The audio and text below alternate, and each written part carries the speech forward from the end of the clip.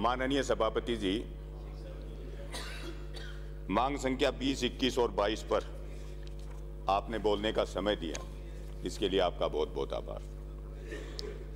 सभापति जी, आप और हम जिस जिले से आते हैं वो निश्चित रूप से इस प्रदेश में शिक्षा के क्षेत्र में अग्रणी जिला है। महिला शिक्षा में तो अपन अव्वल हैं ही, लेकिन मेल में 2 नंबर पे हैं।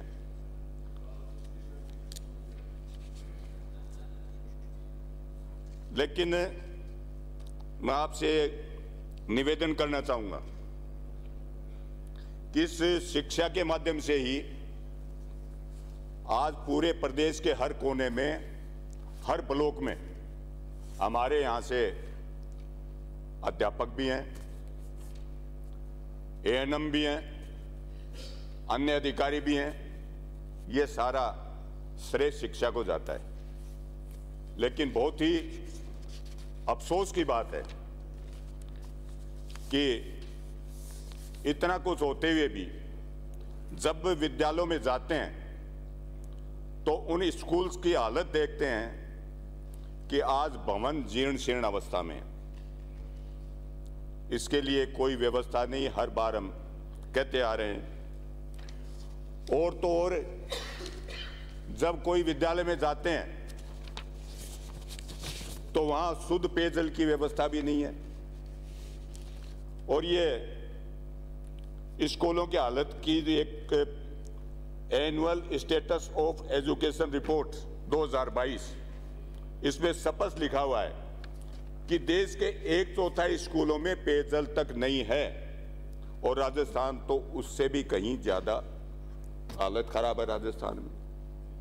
तो जिस प्रदेश और जिस जिले में, और झुंझुनू जैसा जिला, वहां स्कूल्स में पेयजल की व्यवस्था नहीं है, इससे ज्यादा और शर्म की क्या बात होगी। आज हम कहाँ हैं, उसके बावजूद भी आज पेयजल की व्यवस्था नहीं है, और बिजली के कनेक्शन नहीं है कई स्कूल्स में। बात हम कंप्यूटर की कर रहे हैं, बैठने के लिए जगह नहीं है। इसलिए मैं चाहूंगा कि जो भी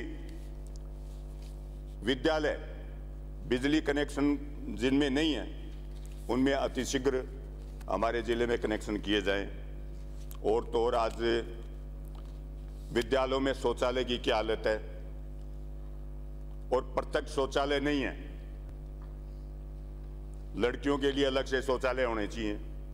मुझे याद है गरडाना में जब वो शहीद हुए थे सीडीएस रावत के साथ, कुलदीप राव, तब सारे नेतागण वहां पधारे थे, मंत्री भी थे। तब वहां पास में एक विद्यालय है, महात्मा गांधी जो अभी खोले ना विद्यालय, उसके नाम से अंग्रेजी माध्यम, लंबा चौड़ा विद्यालय है।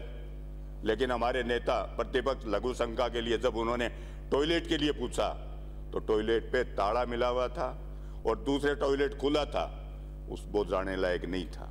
ये हालात आज हमारे विद्यालयों की है।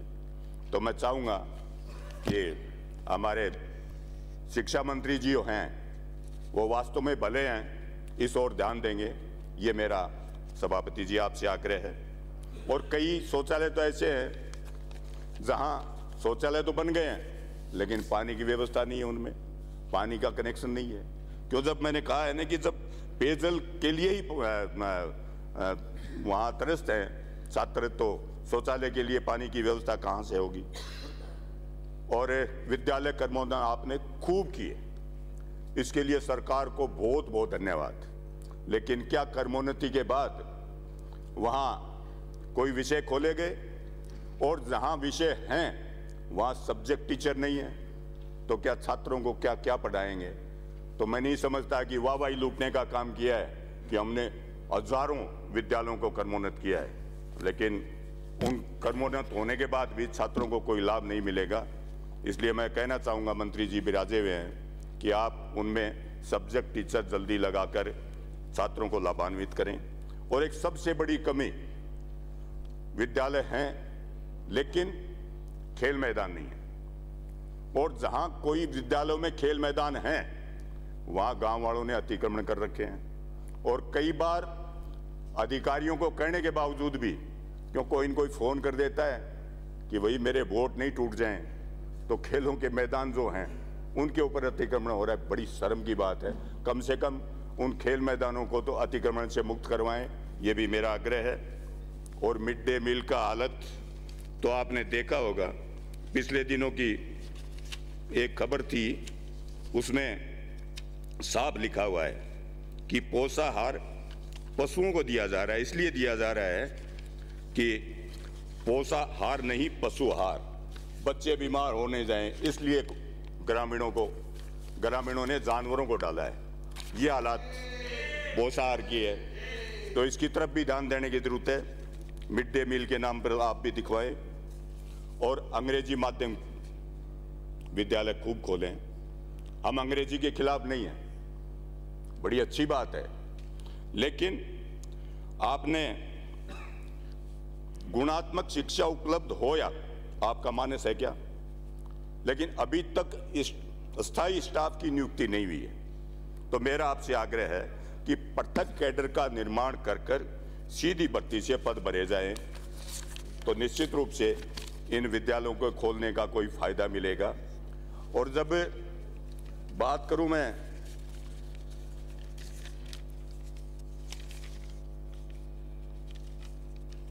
हायर एजुकेशन की, तो उसमें आपने खूब कॉलेज खोले और मैं धन्यवाद देना चाहूंगा मेरे भी, क्योंकि मैंने मांग की थी कि मेरे विधानसभा में 2 कॉलेज खुलने चाहिए। एक सूरजगढ़ में खुल गया, एक बुहाना में खुल गया, लेकिन आज तक सूरजगढ़ में हमने जमीन उपलब्ध करवा दी है। जमीन उपलब्ध कराने के बाद भी बजट भी यहाँ से अलॉट हो गया, लेकिन आज तक वो भवन शुरू नहीं हुआ है। तो क्या फायदा? बैठने के लिए छात्रों के लिए कोई बुनियादी सुविधाएं तो वहाँ है ही नहीं। कोई किराए के भवन में वो चल रहा है और फर्नीचर है नहीं। इसलिए मैं चाहूँगा कि बहुत जल्द वो भवन बने तो उसका फायदा होगा। और अपने बुहाना में और सूरजगढ़ में दोनों जगह कॉलेज खोलने के बावजूद भी बच्चे तो उसमें खूब आए हैं, लेकिन लेक्चर्स नहीं है। क्या इसी तरह के कॉलेज चलेंगे?